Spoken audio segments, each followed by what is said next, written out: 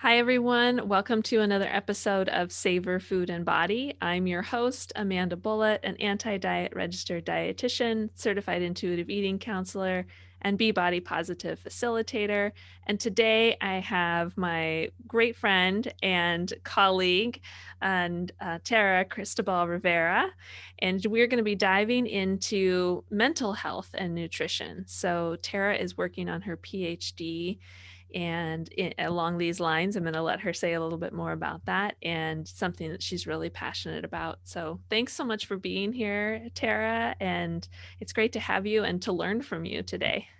Thanks, Amanda, for having me. I can share a little bit of background about myself and why I got into this work. About a few years ago, my father had a heart attack, and that hit me pretty personally.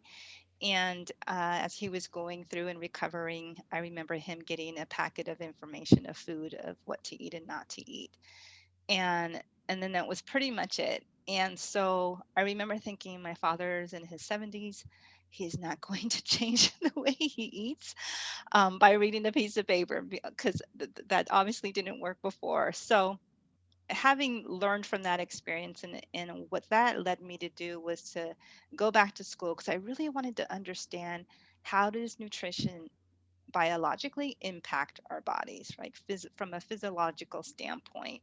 And like, intuitively or just logically, we know, eat your vegetables, eat your fruits, and so on, right? Like, those are healthy foods ish. I mean, that's what we're taught. But I wanted to know why. Like, why was eating, an apple going to be good for me? Like, I wanted to know why, how that impacted my body. And so, because I wanted to kind of have those conversations with my father. And so I went back to school and I got my degree in integrative and functional nutrition. And that was just a wonderful experience, just to get education around the food and how that impacts our body from a nutrition standpoint. But what I also learned during that program is from a mental health standpoint as well. So obviously, not to some extent, when you're not eating foods that are healthy or nutritious for you, how that may impact you from a physical standpoint, or just from a brain optimization standpoint, right? So I wanted to understand a little bit about that. And then in completing that degree, I realized I felt like something was kind of missing. So I was like, okay, I know why it's important to eat these foods, just from a bio, just to optimize my health in some ways, or just for a quality of life. But why were we choosing to eat these foods or not? Right. And so, from a psychological standpoint, I wanted to understand how diet impacts mental health. So, why are we triggered to eat certain foods versus not?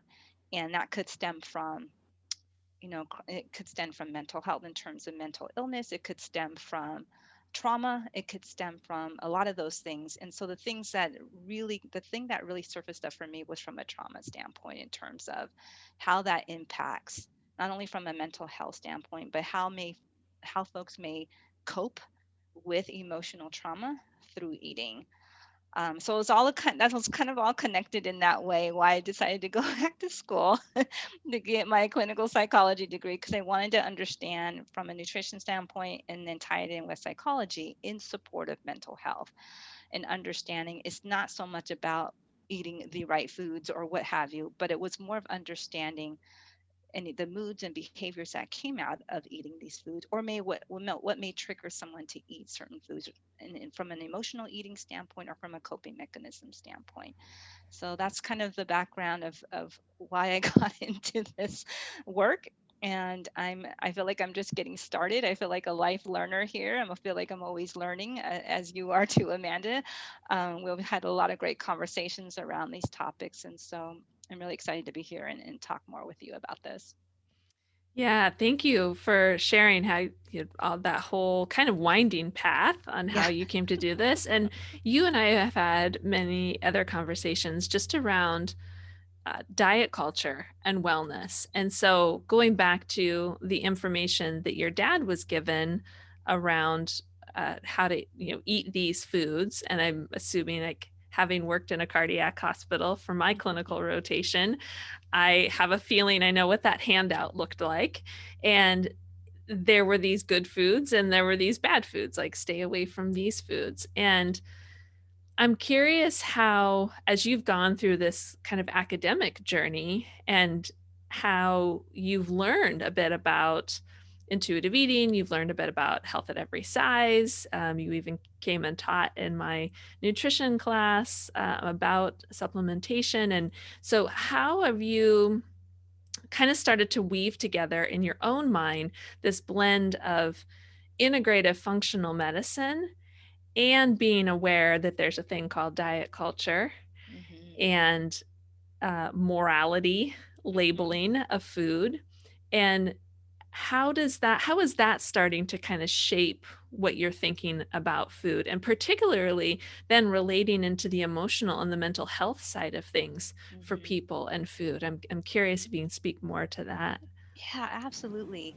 And so, as part of the nutrition program, what I did appreciate was learning about the different diets, if you will. So, the Mediterranean or the DASH diet, and so on and so forth. But what I also learned, what was probably the biggest insights or aha for me, was it's great to know this, to have this information.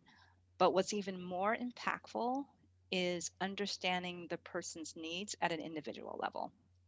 So, to your point in health at every size, there is not a diet that fits. That's all for one kind of thing. It, what I learned about it from an integrative and holistic standpoint is taking time to understand where the person is coming from and understand it from a holistic standpoint. And I think what I learned a lot about in that particular program is not addressing one thing that feels like is so siloed, but addressing the person as a whole to understand how the things come together, right? So I think you and I had talked about in terms of like supporting someone that may have a team or a community behind them in some way, right? Instead of saying, hey, I think you need, here's a referral, go talk to so and so.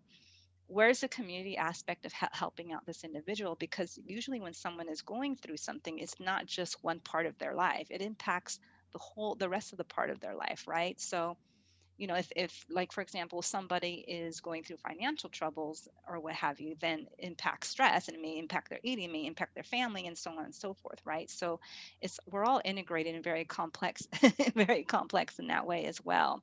So that's what I think I appreciated in terms of meeting with someone, understanding where they're coming from, having some compassion in terms of where they're coming from, and placing no judgment on it, to your point around these foods that are good and these foods that are bad, but more around how can I support you along your healing journey and understanding where you are today and help you get to where you want to be, but not in a way that is so prescriptive, in a way that feels so diet driven, in a way that's, hey, where are you at? If you're feeling like this today, great. That whole saying now about it's okay to not be okay.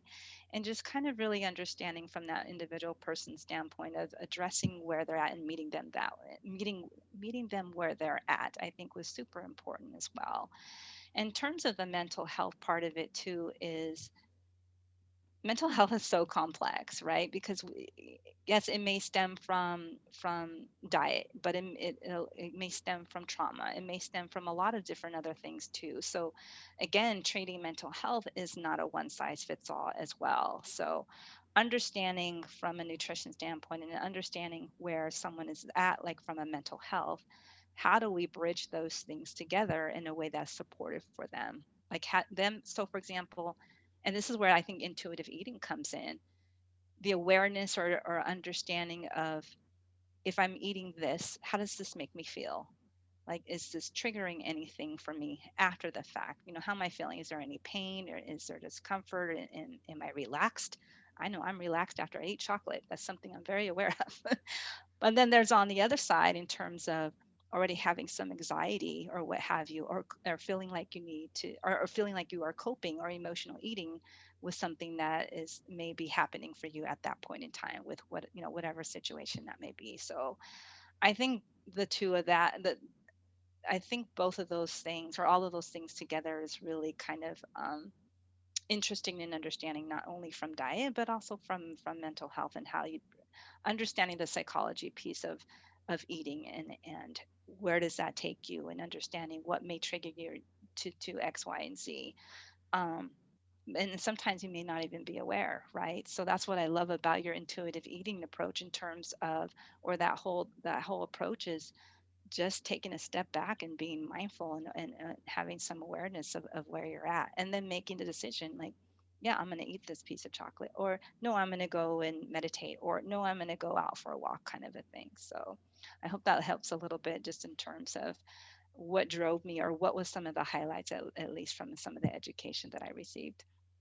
Yeah, no, I think that's helpful to put together for folks because one, especially from the health at every size community and intuitive eating and anti-diet community, and I could put myself in this category, but I feel like many times we can, if people have not been trained in integrative and functional medicine, we can get a little bristly when we hear people talking about using integrative and functional medicine and having it not be diet culture also, because the two are tightly wound together. And you look through social media and there's plenty of people out there doing integrative and functional medicine, but they're also coming at it from a place of don't eat these foods, and these foods are the holy grail.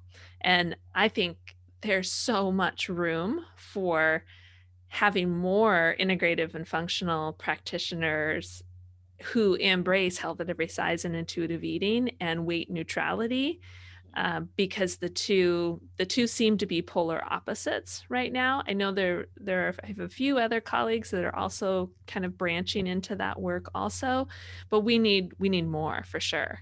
Mm-hmm. As one of my clients was saying this week, they said, "Do you know, it's not about the food and it's all about the food at the same Mm-hmm. time." Like when you get started on this work, so your dad, for an example, in the beginning, it needed to be all about the food. Like there are some foods that are going to serve his heart well, and some foods that aren't going to serve his heart well. Like if he, like you said, taking that pause and checking in and noticing, if I eat X, Y, and Z, maybe I'm more tired. Or if I eat that regularly, I end up seeing that my cholesterol levels remain really high. Or if I don't move my body, I see that my cholesterol levels remain really high. But if we don't stop and take that pause to think about that, and we just go blindly off of a recommendation that is the diet to follow, whatever, then we're not giving enough space for the mental health that comes along with that feeling. Like, what is someone going to feel like when they go to their friend's birthday party or their uh, any type of holiday event or whatever, and they can't eat certain foods that are being served because of a health condition? Like, what does that do for their mental health? And whether that is a diagnosed health condition or it's a self prescribed weight loss program, it's still affecting mental health. So even if we start with the food and the focus first starts around the food of what do I eat, what do I not eat, the follow up question to that is always, how do you physically and mentally feel about what you ate and what you didn't eat? Mm-hmm. And I think that you're right, that gets so complex. Yeah, and I think the other part of it as well, what I love that you mentioned in terms of an integrative approach is, and that there's not a diet that fits all, is everyone comes with so much complexity in terms of there may be cultural needs that need to be met, right? Like say you are in another part of the world, in Alaska, and they say go eat a Mediterranean diet. Okay, like and that might not be the best diet for them.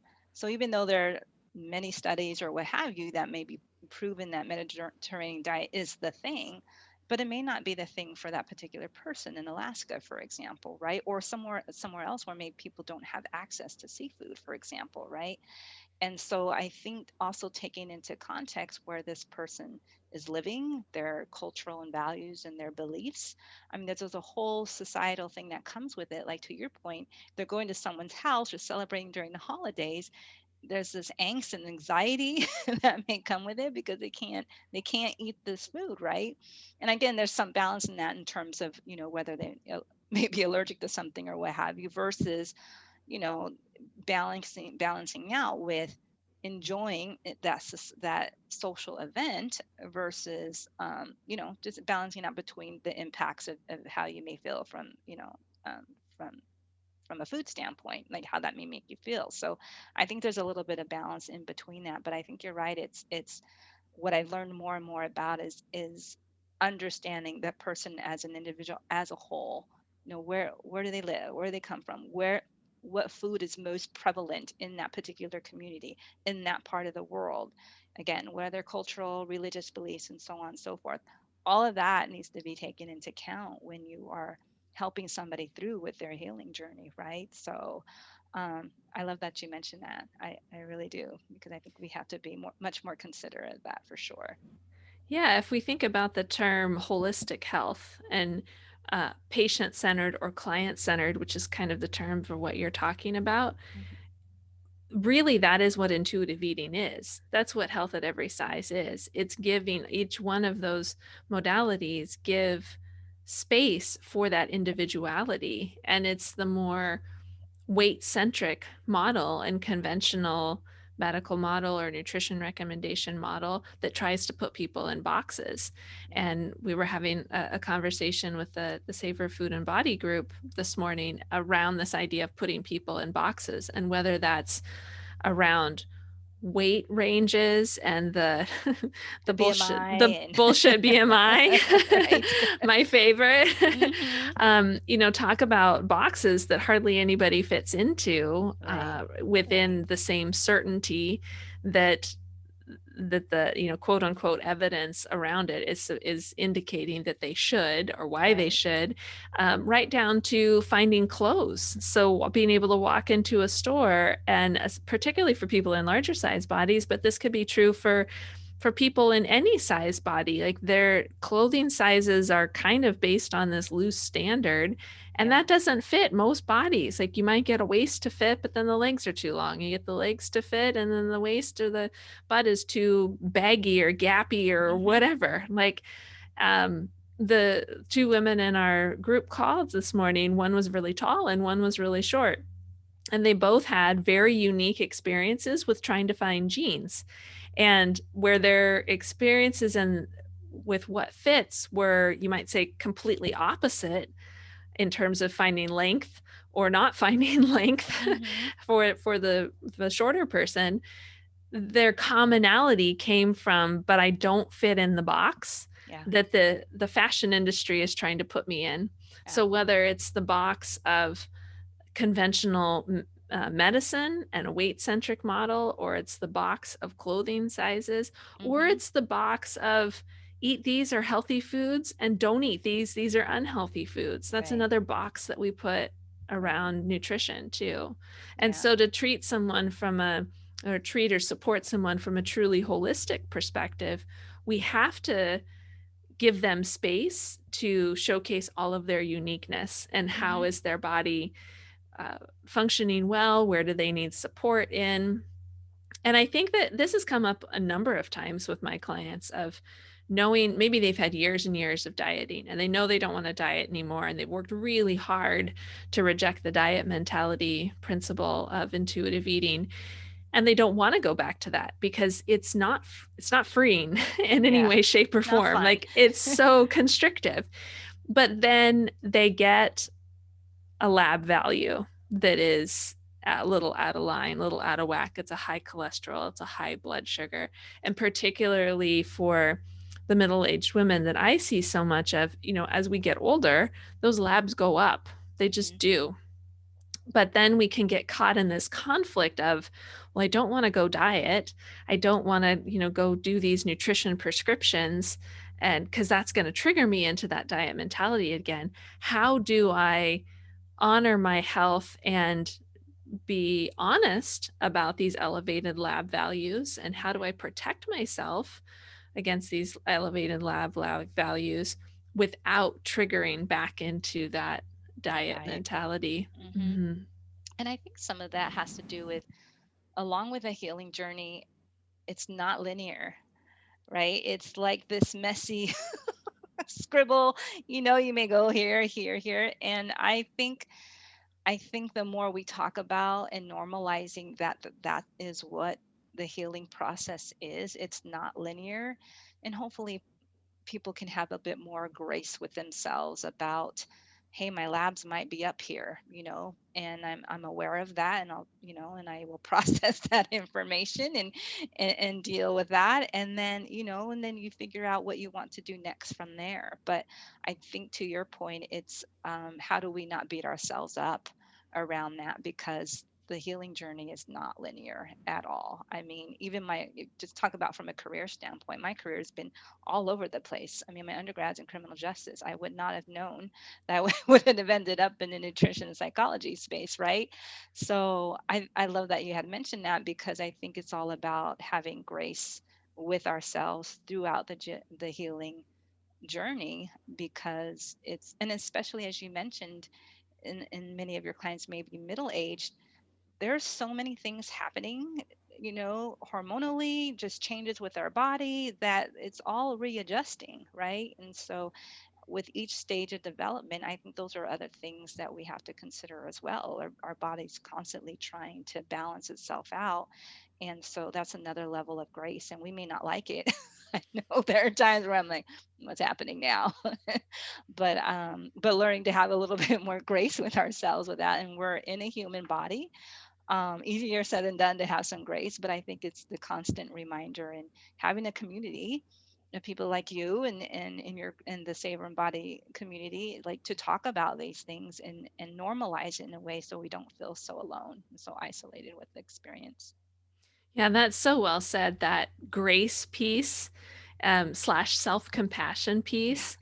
I think that to me, that's kind of the linchpin to people trying to be their, I hate the cliche term, but the healthiest self, Mm, um, involves having developing those self-compassion muscles and those grace muscles, so that when they do go try on something that they want to do different with food, whether that is, based on a health recommendation. But I'm always telling my clients, like, well, that's fine. That can be a starting point. Let's go try that on.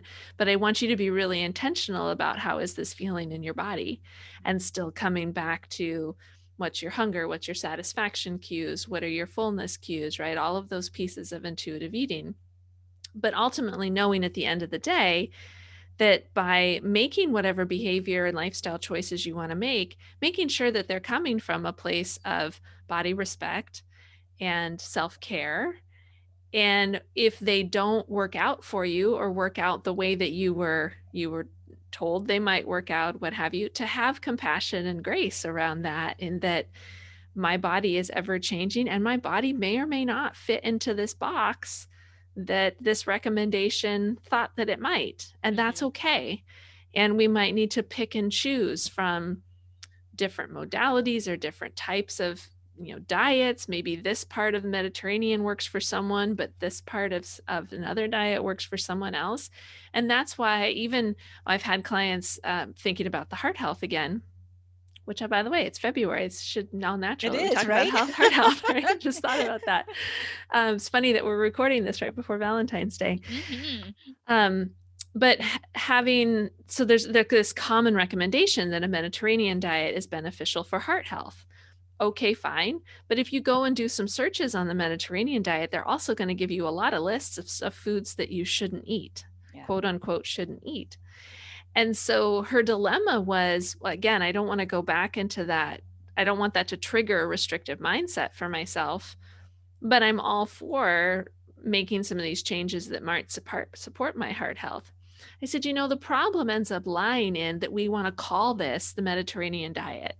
We want to say, I'm eating a Mediterranean diet. I'm eating hmm a vegan diet. I mean, why can't you just say I'm eating food? Right. The labeling, right? Yes, when we get hmm into that labeling, and I'm curious to hear your thoughts on how, when we get into that labeling around food, what does that do to the mental health side of things? Mm-hmm. I think I think that it increases the pressure, to be honest, when you are labeling, whether you are in this.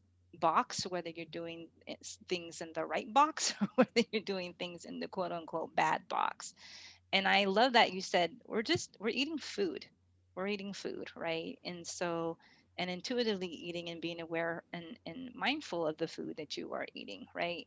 But I think also in terms of, I mean, what I love that you said is that you're going to take pieces from this part of the diet, or you're going to take things from a self-care, or you're going to take, you're going to build this thing that works for you, right? You're going to build this structure that works for you, whatever the food is, whatever the self-care thing is, right? Whatever that you may do at home with your family and friends. You're going to build that thing, that routine or what have you that works for you, right? Like for me, I love reading a book and taking a bath. That is my kind of way of self care. For others, it may be going for a run or a bike ride, right? So, whatever that thing is, but you're picking and choosing from this toolkit. And it's almost the same thing to some degree with food. Like you're picking the things that you feel are going to work for you or whatever the thing is, right? But I love that you said it's not a diet, it's the thing that it's I am building this life or this journey or this healing thing or this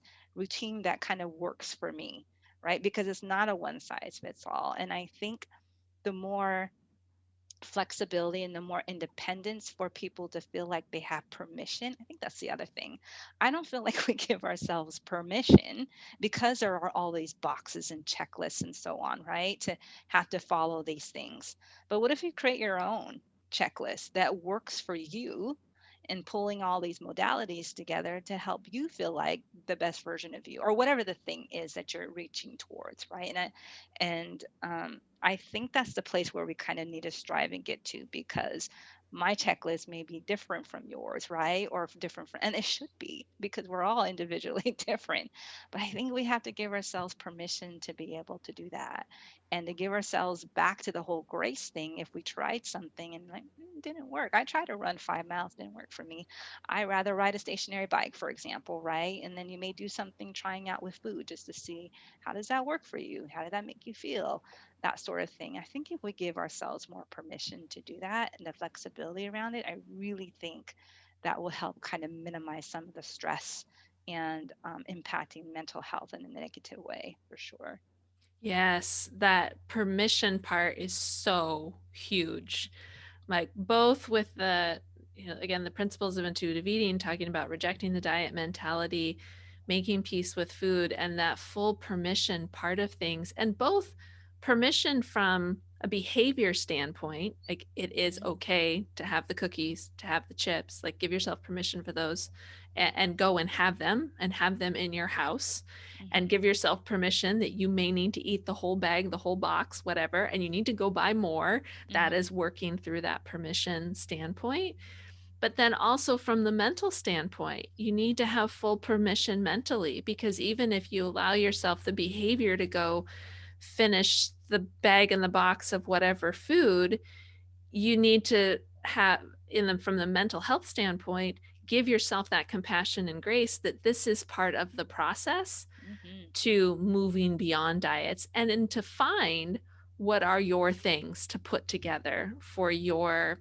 And I, just like I noticed you were kind of searching for a word too, and I do this too, like, do we call it eating lifestyle? Do Right. we call it, like, because I don't want to, traditionally it was called a diet. Like that's what the Yeah. word diet means, is it means the food you eat. But Mm-hmm. our culture has royally screwed up the It totally, definition of yeah. that food. You're So we right. can't even say the word diet Mm-hmm. without people thinking like, oh, they're talking about this quote unquote correct way of Right. eating or this prescription or whatever. But so, however, and if people have ideas, you guys can send us comments of like, what would Please. you call that? But when someone is going through that process of making permission, both in physical behavior and in mental compassion around whatever behavior it is that they're trying to implement, then they start to be able to find out, well, what are the tools that work for me? What are Mm-hmm. the food tools that work for me? What are the self-care behaviors that work for me? And in a way, it's helping you create a lifestyle for yourself Right. based on your own individual needs, and not external recommendations. I am talking about that all the time with people about external recommendations. And that's what a diet is. That's what, saying you need to eat X, Y, and Z of this amount of food, or move your body this way for this long. Like those are Mm-hmm. all external recommendations. And it's fine to go try those on if you need to for exploration. But again, always coming back to how does that feel in your body? And as I've done more and more of this work where I start to trip myself up on that, and I've had some wonderful clients that have gracefully not pointed this out, but I've just seen it through their experiences, is how trauma plays into that connect with your body. Mm-hmm. Because if people have been through a lot of trauma in their life, especially if we're talking about middle-aged folks, they've been around for a few years, Mm-hmm. and therefore have been exposed to a new number of traumas. And so how does that get in the way then with being able to check in with your body and Right. being able to figure out what works for you? Mm-hmm. Because for so long they've wanted to be running away from either from their body was part of the trauma, their body triggered the trauma. I'm thinking in the examples of like sexual assault or something Mm-hmm. like that.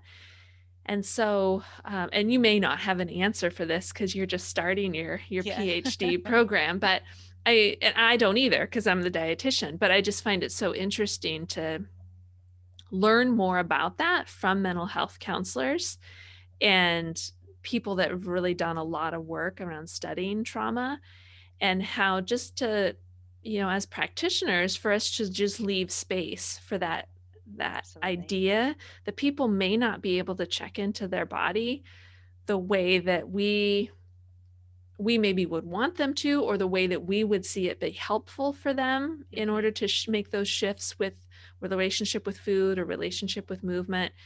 But being able to affirm for them that's okay. It's not your fault that it's hard to check in with your body. Look at everything that's happened to you and your body over all of these years. Yeah. So that's okay. And this is where I always partner with mental health counselors and therapists, because if that comes up in our work and maybe there's an aha moment around that, then the client can go and share that with their therapist and Yeah. go, okay, Absolutely. so this mental health part is getting in the way of me deciding if I'm going to eat gluten or I'm not going to eat gluten. Yeah. Right? I mean, that sounds so oversimplistic, but a lot of times that's the way that where that mental health piece can come Yeah. in. Absolutely. And I loved that you said working with therapists, or I mean, it goes back to that kind of community or um, team structure, if you will, and supporting someone. And, from a dietitian standpoint, helping them through the food journey. And then there's maybe the mental part with the therapist, maybe helping them through the actual trauma piece of it, right? So using those resources to combine and help someone through that journey, I think is super impactful and super powerful for that person, um, to go through and kind of do the healing together. And so, and the other thing I wanted to bring up too as well is, and you had mentioned in terms of trauma, and what I had also learned as part of my the capstone project that I had done in terms of understanding where maybe disordered eating may come from, and the trauma that may trigger that. And what they are also finding is that it's actually increasing more with middle-aged women. And so sometimes when you think about maybe disordered eating or what have you, you think of maybe a young adolescent woman starting off in college, or a teenage one, right? And they're starting to see some of those numbers change a bit in terms of it actually happening with middle-aged women a bit more. And to your point, you're thinking about so much is happening at that age, with if you're raising children, if you have elder parents, maybe you're in the middle of your career, and all these other things that may be happening at that time, kind of compounding, seems to be some of the numbers that they're seeing in terms of increased pressure during that age group, of maybe where it may be hard to go in and check in, right, with your body, because there are so many things that may be happening. And there's also some other studies in terms of when you, like, for example, if you do have kids and you may be going and experiencing some things that they may, and it may trigger you as an adult as something that may be bringing you back to a childhood trauma for whatever reason, and then you're having to re-deal with that in a way that you may not had time to heal from that, as a child. And some of those things start to surface up as we're adults. And so I think that's something to be mindful of, that like trauma is not linear either in terms of healing, right? It kind of ebbs and flows. It's like with any healing journey, it just kind of ebbs and flows in terms of how you may process it or heal from it. So you may think sometimes that, oh, I think I dealt with that or what have you. And then it may just come out of no left field and be like, whoa, where did that come from? I need to deal with this right now. And I don't have time to check in with my body. I'm just trying to get into work, or whatever that thing may be. So yeah, thank you for bringing that up, just in terms of some of the other things that we're seeing in the research, especially around for middle-aged people that are kind of compounding from a lot of different life stressors and so on. And the pandemic doesn't hurt as it isn't helping either. So I'm sure you may be hearing some from your clients as well, just in another kind of added stressor on checking in with your body when you're just trying to make it through the day. you know Yeah, that's so true. And the other thing that I'm seeing with clients too, related to the pandemic, is especially now as we're, gosh, a year now into the pandemic, but Can't believe it. now with the release of the vaccine, and now there's, the light at the end of the tunnel is starting to shine a little bit Mhm. brighter. And but now what's triggering for them is, well, I've been isolated for this long and I felt like I could just do what I wanted to do and to get through the day. But now it's looming that I'm going to need to see family and I'm going to see friends. And none of my clothes from last year fit because my body has changed in a year, related to either pandemic living, or it's just changed because they're in middle age and now they're a year older and a year further along in perimenopause or whatever. So it may not even be related to the pandemic, but it's seen through the lens of the pandemic. And to your Yeah. other point too, just the trauma of aging in a society that doesn't allow aging. Right, right. Going back to fitting in that fashion box, and I think for women, it's a lot harder to try to feel like you have to fit in the standards of what a middle-aged woman should look like or not look like, right? Absolutely. Mhm. Yeah.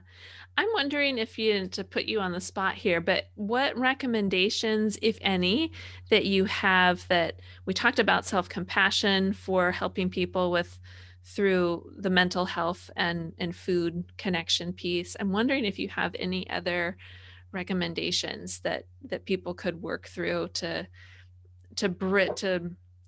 marry more the mental health and the nutrition part.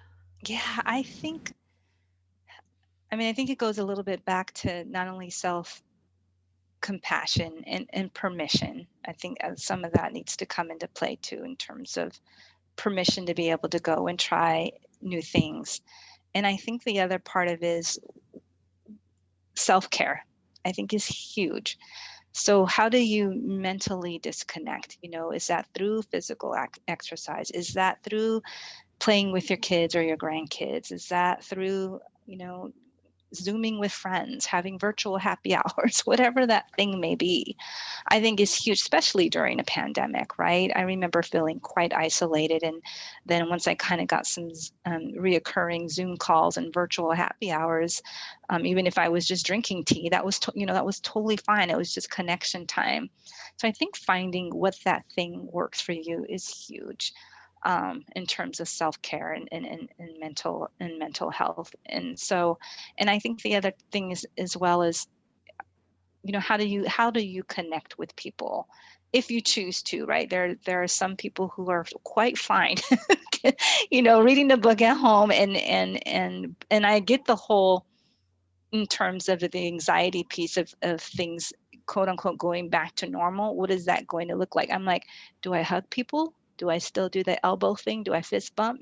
There's that whole sort of thing, like, how do we get acclimated back into what normal is with society? So I can understand, even then, with angst, with just people getting back into the routine of things, are there more added pressures to go and eat different types of foods or at different social events, right? Social events are can be high anxiety for some people. And so, what is that? What are those feelings that may surface up and going back and doing those things again? But I think for me, I think what I could probably just recommend is, what is the self-care thing? And also giving yourself permission to say no. Like saying no is okay. Like if you're not feeling up to going to some social event, that's okay. Say no. And knowing your boundaries of, when you can give and then when you may need to receive, right? So I think that's the other thing too, like setting boundaries with yourself and with your friends and your family too, right? You're like, I just can't socialize today. I can't do it. Or there are times like I need an all girl call stat. So I think understanding what you need at that moment in time, giving yourself permission, having some self compassion, trying new things to see what works, and then setting the boundaries for those things, I think is super helpful, because I think many of us do feel like we have to say yes to everything or we have to be superwoman for everything, right? So set those boundaries up, because I don't, if you don't, so cliche-ish, but if you don't take care of yourself, there's no way that you're going to be able to have all the energy that you may need to be there for someone else, for your kids or your parents or whatever, your significant other. I think that's super powerful or impactful to make sure that you do set those boundaries up. That is something I'm still learning. Still learning. I think many of us are. Yes, it's so important, particularly for women in middle age, and because they do have a lot going on. It's not to say that recovering from a disordered relationship with food and body is any easier when you're younger. But when we're younger, even if we're, in our 20s and in college age, but we're still in that self-absorbed place of life. And that's a huge generalization. I recognize that. But as we come into middle age, we do have all these more responsibilities, or we do feel these increased pressures to show up for everybody else Hmm. and to give so much of ourselves to everybody else. Because, I mean, and that's part of our nurture gene too, again, to be stereotypical for women. But that's also, it is a model that society has told us to fit into, but it doesn't necessarily serve our overall mental health, and definitely not our relationship with food and body if we're constantly on the go supporting other people. And the caveat to this is, how do we deal with not feeling selfish Right. when we say, okay, I need the girl call, or I need the bath in the book, or I need to eat half of the cake tonight, or whatever amount of cake tonight. It just, part of that permission piece too is knowing that you are worthy of giving yourself the permission. You are worthy of expecting permission from other people and expecting permission from society and culture, which may not always be granted to you. But even if you just know that you are worthy of getting that permission, of having that permission, can can really make or break. Um, Hmm. Oh my gosh, I'm so glad you said that word worthy, because I think many of us feel like, which is why we don't give ourselves permission, because we don't feel like we're worth it. Or you feel like, I just need to do this one more thing, or I need to go and do, like, if I can just finish this, if I can just do. But when you burn yourself out, you really don't have any energy to help not only yourself, but support other people if you needed to be there for whatever reason. Um, so I think taking a pause, or knowing your body enough to take a step back and be like, hey, I need this, and giving yourself permission. And then to your point, knowing that you're worth it goes a whole long. And I think a lot of that is reframing how we talk to ourselves. I think many of us are so hard on ourselves. We're like our worst critic. And it's interesting, because I actually attended a webinar about imposter syndrome, and they talked a lot about this, and it was geared towards women.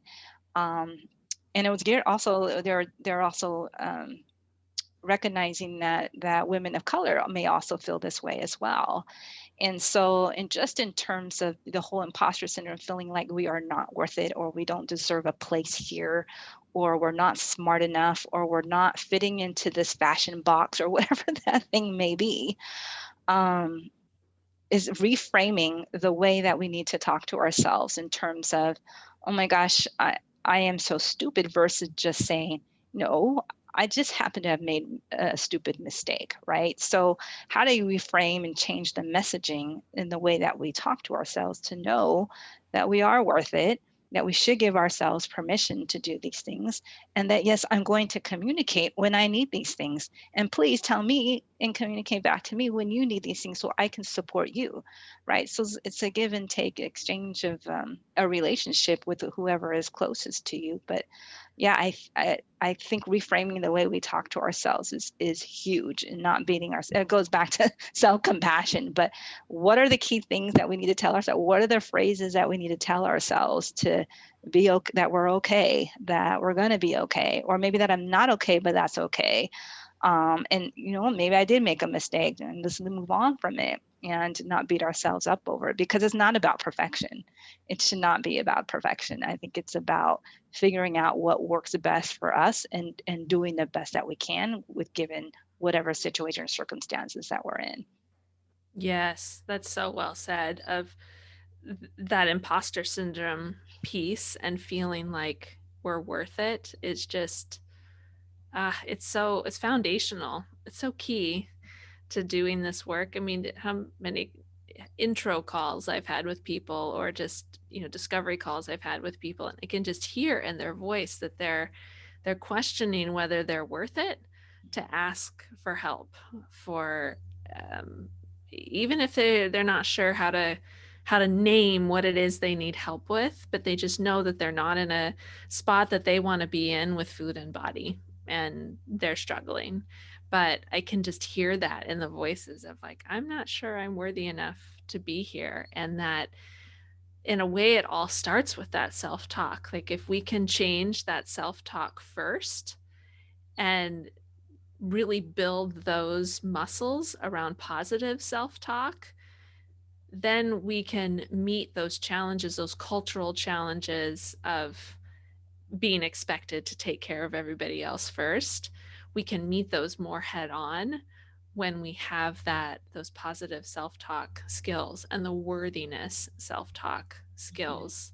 Yeah. And I think that's what can help that feeling like I'm being selfish if I take care of myself, if I do this self-care behavior, which by the way, a note on the self-care behaviors too, they don't have to be lavish, they don't have Mm-mm. to be expensive. I think that self-care has got a little bit blown out of proportion by diet culture too, of Right. like, self-care is green juices and pedicures, and Right. that's fine if that's your thing, but that doesn't have to be what self-care is. If you don't have access to that for whatever reason, or you don't like those things, Mm-hmm. that doesn't have to be self-care. Like, to your point earlier, that you get to decide what that is. You get to decide of how you want to take care of yourself Yeah. and move forward.